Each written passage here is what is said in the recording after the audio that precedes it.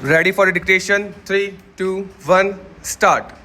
The other objection which has been raised is that the agreement dated 12 to 1986 required registration under the provisions of the Indian Registration Act. Stop. The unregistered agreement would not be admissible in evidence, hence it could not be acted upon. Stop.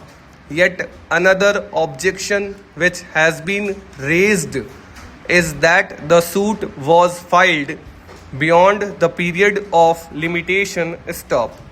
In support of the first contention, a reference has been made to Section 107 of the Transfer of Property Act, according to which the parties had to execute a registered lease deed, but the same was never done. Stop.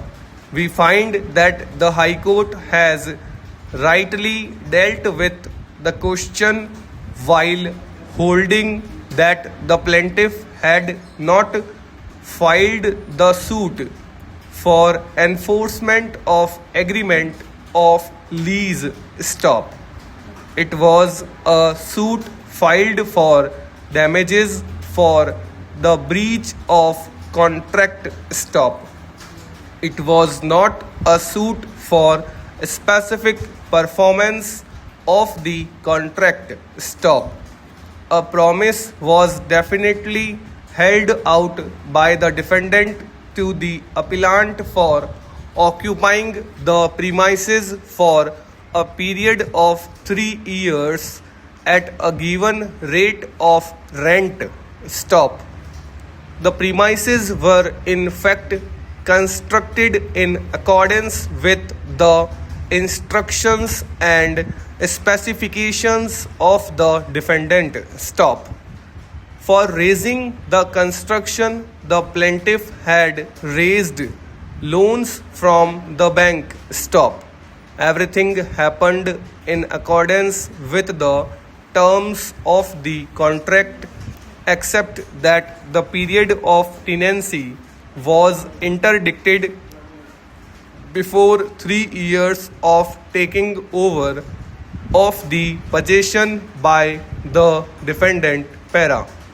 In our view, the trial court and the High Court have rightly held that in absence of any lease deed or a registered lease deed, the nature of the lease would only be that of a monthly lease, but it does not mean that it would deprive the plaintiff or damages for breach of terms of an agreement in accordance of which he had performed his part of the obligation by creating a liability against himself by taking loan from bank, and that it will be of no consequence as agreed in the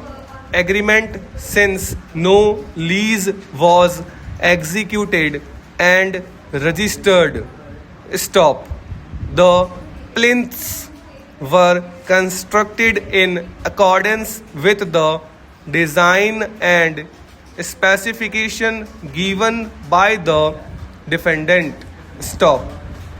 It may be of no use to any other person and for any other purpose. Stop. In this background, as what was held out by the defendant assumes importance, and in case one who holds out a promise will have to compensate the party who acted bona fidely on the basis of the promise made. Stop. As indicated earlier, even the tender notice, besides other correspondence all gave out that the defendant would occupy the premises for a period of 3 years.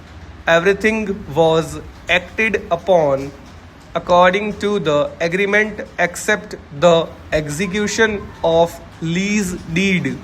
Hence, there was termination of tenancy on 15 days' notice. Stop.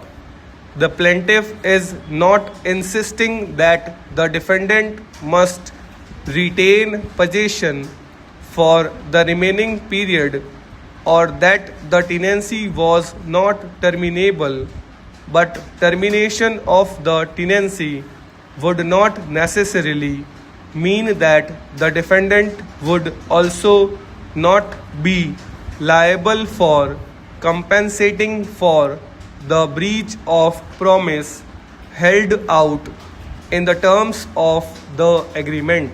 Stop.